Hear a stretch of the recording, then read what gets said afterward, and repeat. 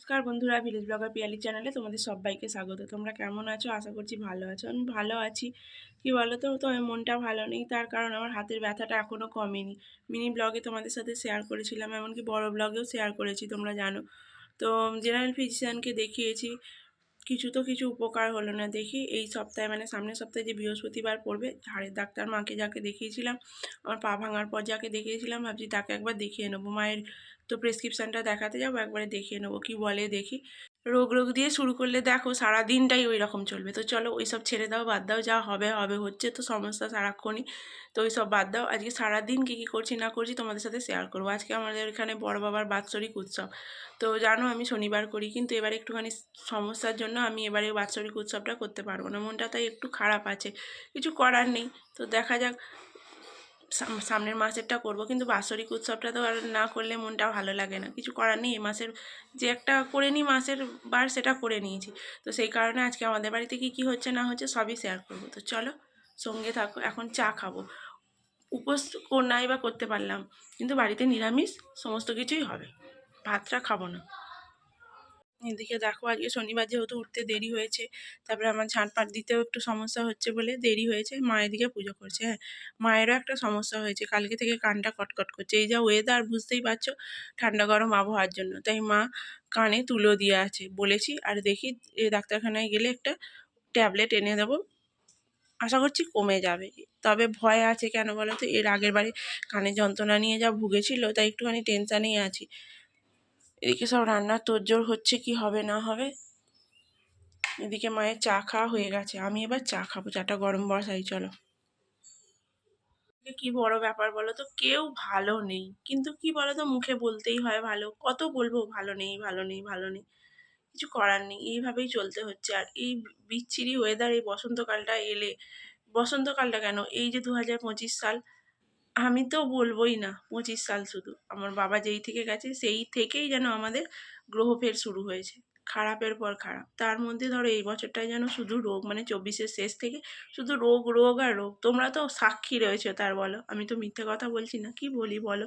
তো চলো কাজ শুরু করি। শুধু রোগ রোগ বলে আর কি করি, ভিডিওটা পুরো বাজে হয়ে যাবে। শুধু রোগ রোগ রোগ শুনতেও তোমাদের ভালো লাগবে না, আমারও বিরক্ত লাগছে। চা গরম করতে বসিয়ে দিয়েছি, চা খাই। কেন রোগ রোগ করে যা ভিডিওটা শুরু করলাম, আর বাড়াতে চাই না, কারণ এখন প্রত্যেকের ঘরেই এই সমস্যা, আর সব কিছু নিয়েই আমাদের চলতে হবে। তো চলো আর রোগের কথা বলবো না, শুরু করে দিয়েছি। মা এদিকে রান্না বসিয়ে দিয়েছে, আজকে কুমড়োর তরকারি হচ্ছে, আলু ভাজা হচ্ছে, আর পরোটা না হলে লুচি, যা হোক কিছু তো হবেই। খেতে তো হবে, তাই না? উপোস নাই বা করলাম, কিন্তু নিরামিষ, ভাত আর খাবো না, মুড়িও খাবো না। এই সমস্তই আজকে চলবে আমাদের।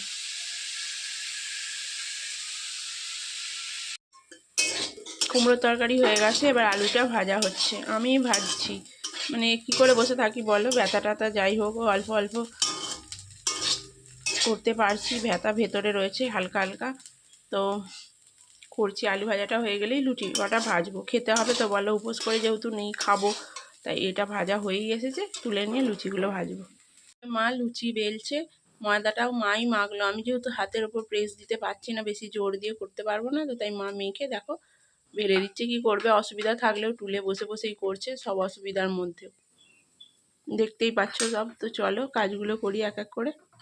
মা লুচি বেলে দিয়েছে, এখনও বেলছে, আর এখানে আমি তেল বসিয়ে দিয়েছি। আজকে সারাদিন এই চলবে, আমি করছি মানে মাও উপোস করছে। মা উপোস নয়, মানে নিরামিষ খাবে। মা তো পুজো দিতে যেতে পারবে না, মানে অনেকক্ষণ দাঁড়িয়ে ওইভাবে পা মুড়ে নিচে বসে, তো না হলে মাই চলে যেত পুজো দিতে। তো কি আর আছে, আমি পয়সা এমনি পাঠিয়ে দিয়েছি, আমি নিজে উপোস করে পুজো দিইনি, এটাই ব্যাস। তাতে কি আছে, মনের ভক্তিটাই তো আসল, তাই না? তো চলো এগুলো ভেজে নিই, খেতে হবে তো, পেটের খিদে কি আর আটকে রাখা যায় বলো। তো এখন বাজে অলরেডি 10:30। খাওয়া দাওয়া করে মোর মাথায় যাব, কারণ আমার ফোনের রিচার্জটা এক্ষুনি শেষ হয়ে যাবে। রিচার্জ করব, আর টুকটাক কিছু কাজ আছে সেগুলো করব। চলো ভাজি এক এক করে। তেলটা ফুটছে কেমন দেখো।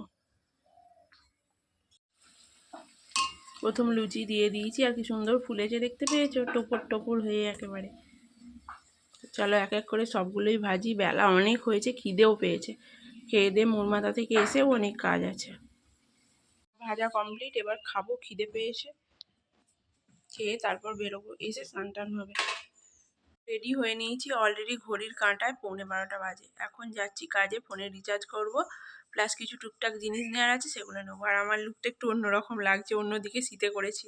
আমার এত সাদা চুল হয়ে গেছে না কি বলবো, তো ও যেদিকেই শীতে কাটছে সেদিকেই ভর্তি হয়ে যাচ্ছে। সমাধান তোমাদের কিছু জানা আছে? জানিও তো তাহলে, কি করে সাদা চুল হওয়া থেকে বাঁচা যায়। বয়স যা তার থেকে ডবল সাদা হয়ে গেছে, মনে হচ্ছে একদম 80 বছরের বুড়ি।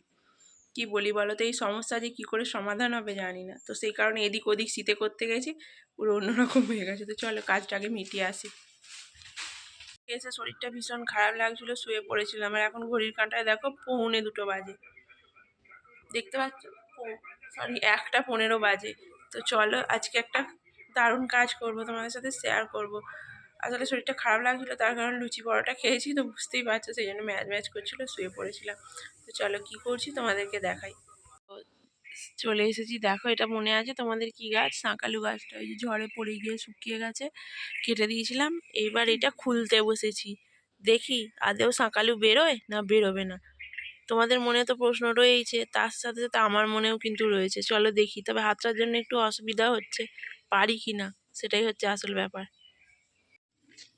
এই দেখো, দেখা যাচ্ছে?